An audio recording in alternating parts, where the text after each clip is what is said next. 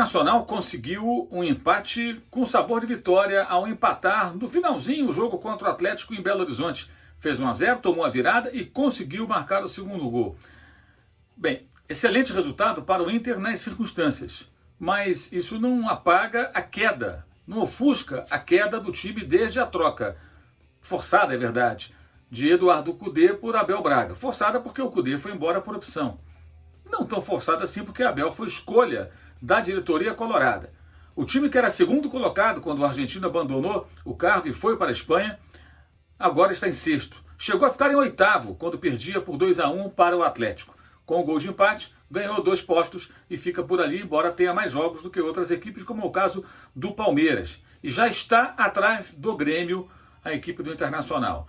Hoje, você vê o Internacional ocupando a 6ª colocação do Campeonato Brasileiro e a equipe do Grêmio em 4º lugar na competição. Essa é a classificação do momento. Já o Vasco, na parte de baixo da tabela, era 15º quando o Ricardo Sapinto assumiu. Agora está em 17º, lá continua depois de ser atropelado, amassado, aniquilado pelo Grêmio. Parecia um confronto daqueles jogos mais fáceis do Campeonato Estadual, do Gauchão, quando o Grêmio enfrenta uma equipe pequena e ganha com uma facilidade impressionante. Então, a fragilidade do Vasco. O Vasco tomou um gol no primeiro tempo, demorou a sair, foi só deixar com o Diego Souza no final da primeira etapa. Nos 10 minutos da segunda etapa, o Grêmio já tinha 2 a mais de vantagem, 3-0 do placar, e com o gol de pênalti no final do Lucas Silva, fechou a conta 4-0, um placar que magoa o torcedor vascaíno, que já convive com seguidas derrotas. São 6 jogos sem vencer, 3 derrotas consecutivas. Perdeu para o Ceará, tudo nessa semana. Perdeu para o Ceará, perdeu para o Defensa e Justiça, os 2 em São Januário, e agora perdeu para o Grêmio. E a derrota para o time argentino ainda significou a eliminação da Copa Sul-Americana. Ou seja, com o Ricardo Sapinto o time piorou também. Entrou na zona de rebaixamento e foi eliminado.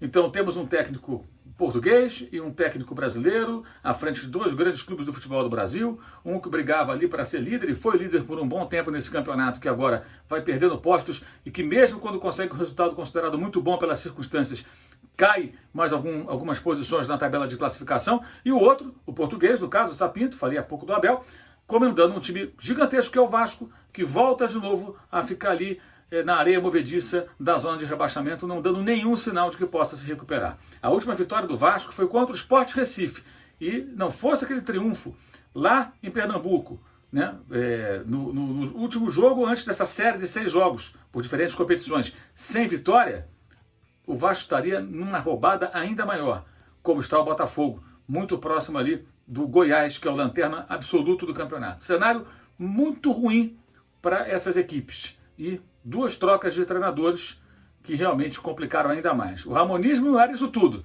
mas agora com o Sapinto, a verdade é que a coisa está ainda pior. Não significa que o time conseguiria algo melhor do que isso com a permanência de Ramon Menezes. Ninguém sabe o que iria acontecer.